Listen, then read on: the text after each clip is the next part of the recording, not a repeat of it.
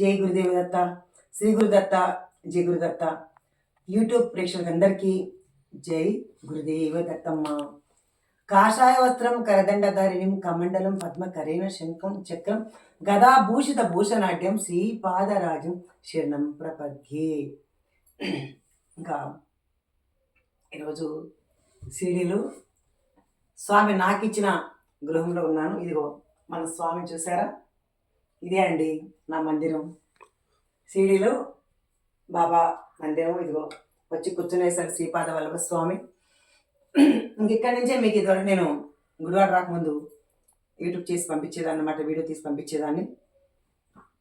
అయితే ఈరోజు నాకు చాలా ఆనందంగా ఉందండి. అదేంటి ఈరోజు కూడా ఆనందమే, కానీ మళ్ళీ నేను బాబా కోసం వచ్చేసాను.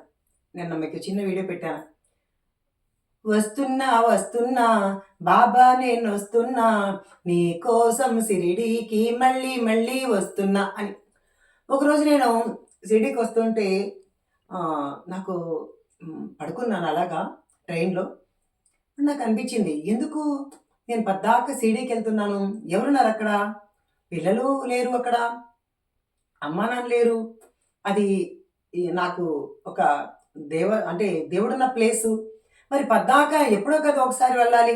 పద్దాక ఇన్ని నిజంగానే 100 మైళ్ళు ఎలా నేను ట్రైన్లో కూర్చొని ఎలా చేసుకుంటున్నాను, ఎందుకు రాగలుగుతున్నాను, ఏంటి మాయ, ఎందుకు బాబా ఇలా లాగేసుకుంటున్నాడు, ఏదేదో ఒక అయస్కాంతం లాగా లాగేస్తూ ఉంటాడు అని అనిపించింది. వెంటనే ఆ మాట అనుకునే వెంటనే ఒకసారిగా కళ్ళు తెరిచి కూర్చున్నాను. సీట్లో లేచి కూర్చున్న తర్వాత ఎందుకో ప్రకృతి వంక అలా చూస్తున్నాను. కిటికీలు చూస్తూ ఉంటే చక్కగా చెట్లు, ఆ పొలాలు అలా వెళ్తూ ఉంటే నాకు భలే ఒక పాట వచ్చిందండి. చాలా అద్భుతమైన పాట అనమాట. చాలా అద్భుతంగా పెద్ద పేజీ రాశాను, అది ఎక్కడో పెట్టేశాను కనపడలా. సరే 2 లైన్లు పడతాను. ఇప్పుడు నేను పాడింది. వస్తున్నా వస్తున్నా బాబా నేను వస్తున్నా, నీ కోసం షిరిడీకి మళ్ళీ మళ్ళీ వస్తున్నా, మళ్ళీ మళ్ళీ వస్తున్నా. నా గుండె నిండా నీవే, నా అండా దండ నీవే, నా గుండె నిండా నీవే, నా అండా దండ నీవే. బాబా వస్తున్నా వస్తున్నా నీ కోసం వస్తున్నా, షిరిడీకి మళ్ళీ మళ్ళీ వస్తున్నా. ఎన్ని కష్టాలు ఎదురైనా, ఎంతమంది వద్దన్నా, నీ కోసమే నే వస్తున్నా. నా తల్లిదండ్రి నీవే, నా గురువు దైవం నీవే, నా తల్లిదండ్రి నీవే, నా గురువు దైవం నీవే, నా తోడు నీడ నీవే సాయి.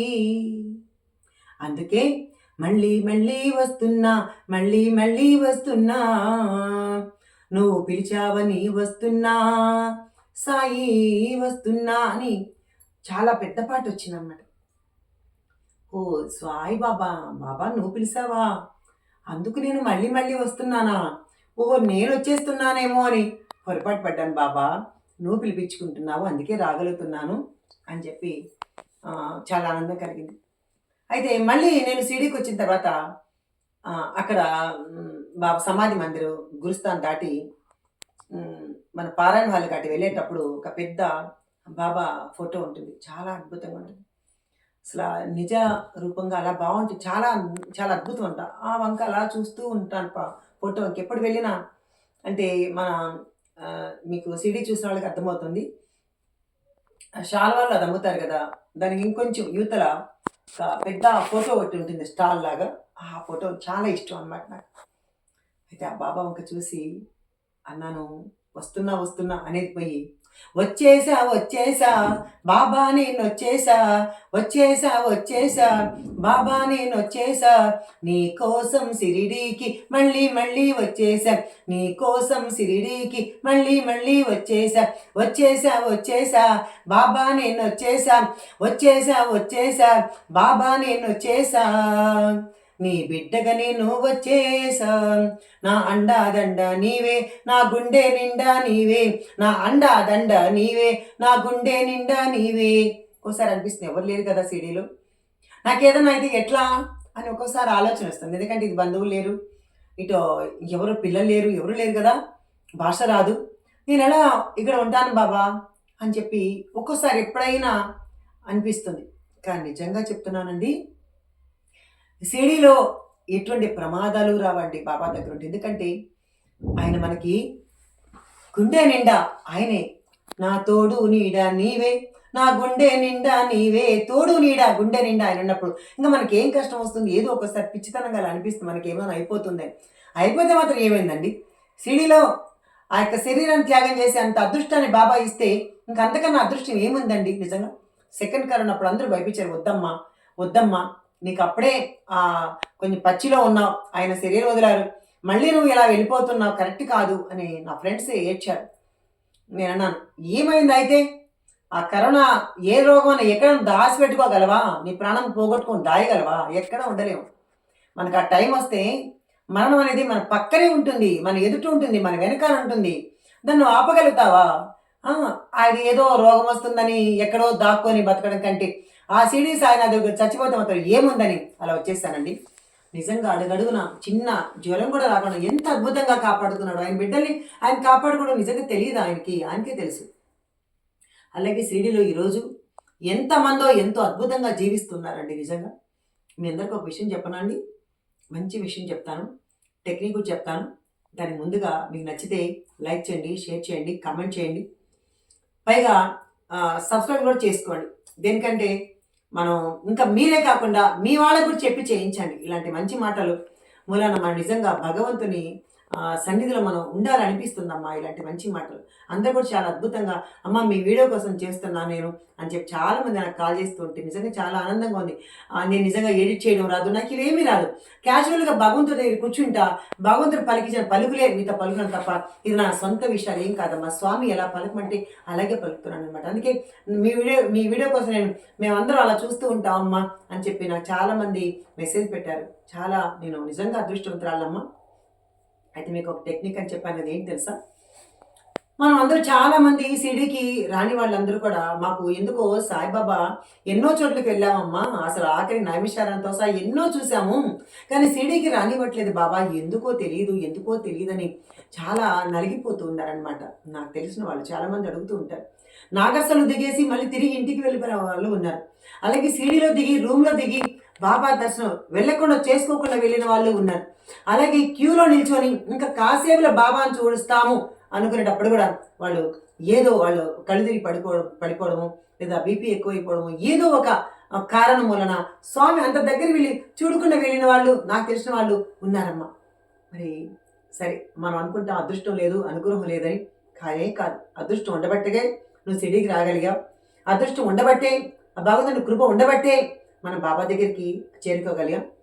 కానీ ఇంకా కర్మఫలం ఏదో కొంచెం ఉంటుంది, ఇంకా పరీక్ష పెడతారు అని చెప్పేసి మనం నమ్మి మళ్ళీ మనం రావాలి తప్ప ఒక చోట ఆగిపోకూడదు.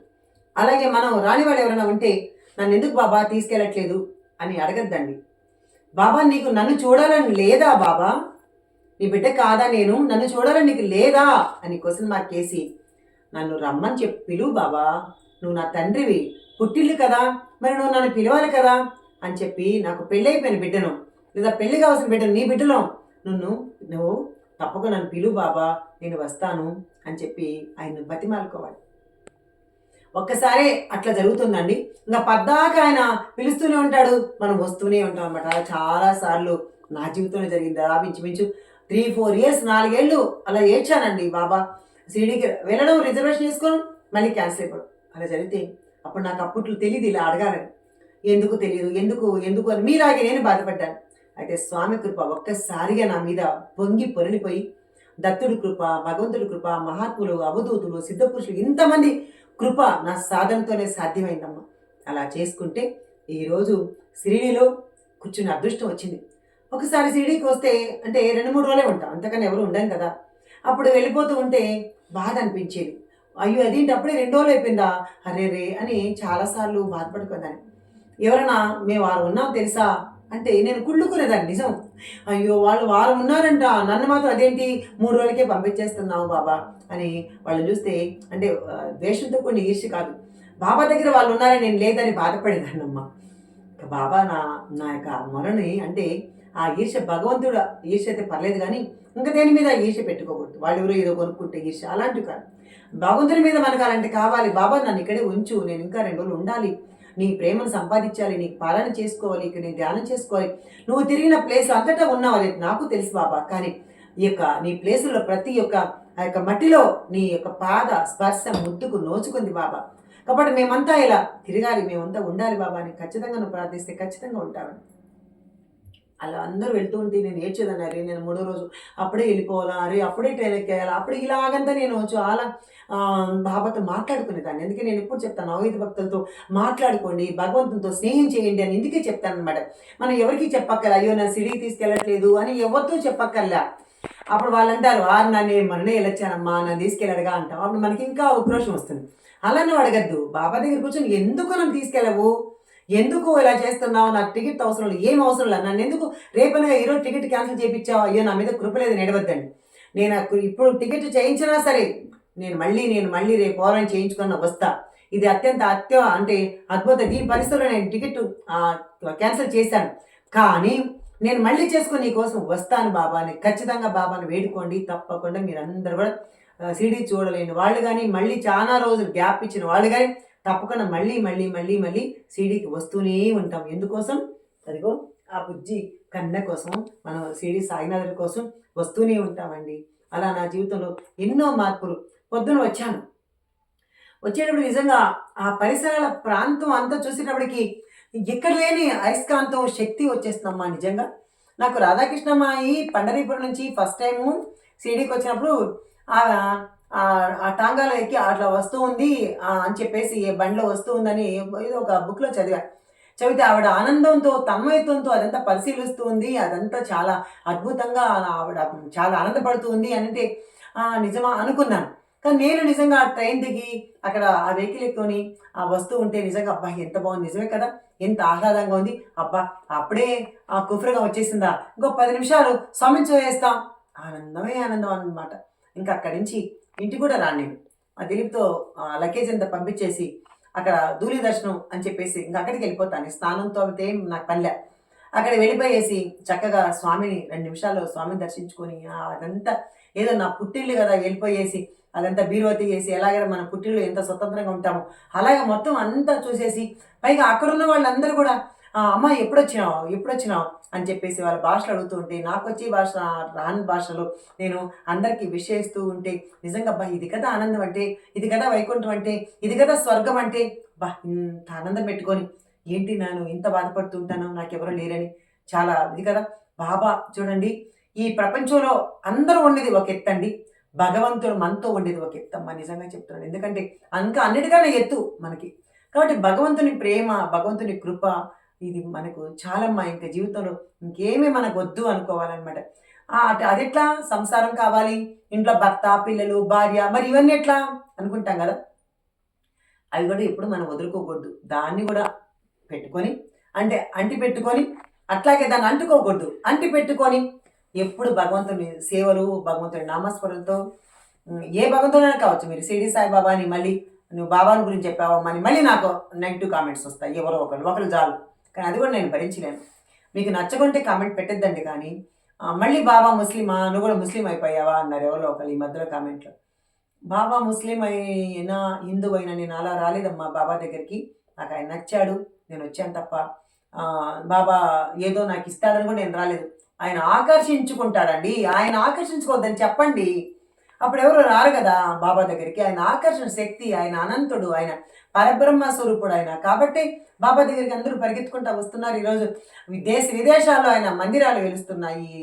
ఎక్కడెక్కడ వీధి వీధికి ఒక గుడి, ఇంటింటికి ఒక బాబా విగ్రహం ఉంది, బాబా ఫోటో ఉంది.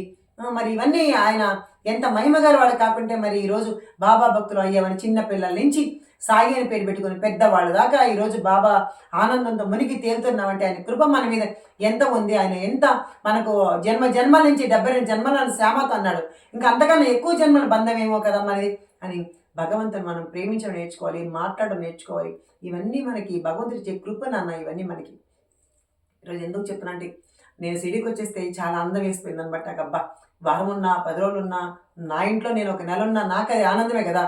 కాబట్టి మళ్ళీ తీసుకొచ్చేసి ఇక్కడ నన్ను తీసుకొచ్చి మళ్ళీ పెట్టుకున్నావా తండ్రి, నువ్వు నిజంగా నువ్వు నా మీద, నాకు నీ మీద ప్రేమ ఏం ఉందో లేదో నాకు తెలియదు కానీ బాబా నీకు మాత్రం నా మీద చాలా ప్రేమ బాబా అని చెప్పేసి ఆ యొక్క స్వామి దగ్గర ఒక్కసారి ఆ విగ్రహమూర్తి దగ్గర అలా నిల్చొని ఓం సాయి శ్రీ సాయి జయ జయ సాయి, ఒకసారి మా వైపు చూడాలి సాయి అని చెప్పి మా దత్తబిడ్డలందరినీ కాపాడు స్వామి.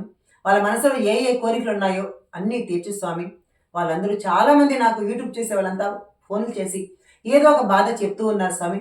వాళ్ళందరి బాధలు తొలగించే బాధ్యత నీదేనా అయ్యా అని చెప్పి ఆయనకు అప్పచెప్పేశానమ్మా. మీరు ఎవరెవరైతే మన ఛానల్ చూసి కామెంట్స్ పెట్టినా లేదంటే చూసిన వాళ్ళు కూడా అందరి గురించి నేను మన యూట్యూబ్ చూసే వాళ్ళని కావచ్చు, చూడని వాళ్ళని కూడా నేను అడిగాను. అంటే అప్పుడు ఏమడతాను, లోకా సమస్త సుఖినో భవంతు భగవంతుడా, నీకు మేమే కాదు ప్రకృతిలో ప్రతి ఒక్క జీవి మీద నీ యొక్క ప్రేమ అనంతం బావా, కాబట్టి అందరినీ కాపాడే బాధ్యత నీదేనయ్యా అని చెప్పేసి మీ అందరి కోసం, యూట్యూబ్ చేసే ప్రేక్షకులు అందరి కోసం, అందరి కష్టాల కోసం, అందరి సంతోషం కోసం, ఇంత కష్టాన్ని పోగొట్టు వాళ్ళ సంతోషాన్ని కలిగించు అని చెప్పేసి ఆ సద్గురు సాయినాథుడి దగ్గర రాగానే ఈరోజు నేను ఎప్పుడు ఆయన చూస్తూ ఉంటా అంతే. ఎప్పుడు ఏ కోరికలు నేను నిజంగా చెప్పను. నాకు చాలా అడగాలంటే నేను బాధ, ఎందుకు ఆయన కోరికలు దేవుళ్ళలాగా చేస్తారు అనిపిస్తుంది అన్నమాట. కానీ ఈరోజు మీ అందరి కోసం, ఎందుకంటే నేను ఎన్ని కరెక్ట్గా నేను ఇంటికాడ నుంచి బయలుదేరి సిడీకి వచ్చేలోపు కనీసం ఒక 25 ఫోన్లు అటెంప్ట్ చేసింటాను అనమాట. వాళ్ళు చెప్పే బాధలు చూస్తే అబ్బా ఎంత బాధలు, ఎన్ని బాధలు, అయ్యో అందరూ బాధలతో కొట్టి మిట్టాడుతున్నారా స్వామి, నువ్వు ఉండి ఏం చేస్తున్నావయ్యా, అందరూ నీ భక్తులు సత్యత పారాయణ చేస్తున్నారంటున్నారు, తర్వాత ఎన్నో చేస్తున్నారంట, మరి ఎందుకు వాళ్ళ కర్మను ధ్వంసం చేయవు అని చెప్పేసి మీ అందరి కోసం నిజంగా నేను ధ్యానం చేసి స్వామిని ఈరోజు అక్కడ అడిగానమ్మా. కాబట్టి మీ అందరికీ నిజంగా బాబా కృప ఉంది, దత్త అనుగ్రహం ఉంది మన దత్త బిడ్డలందరికీ, అలాగే సాయి భక్తులందరికీ. కాబట్టి మీరందరూ సంతోషంగా ఉండాలి అని చెప్పి నేను మనస్ఫూర్తిగా కోరుకుంటూ ఈరోజు ఈ వీడియోను చేయడం జరిగిందమ్మా. జై సాయిరామ్ తల్లి.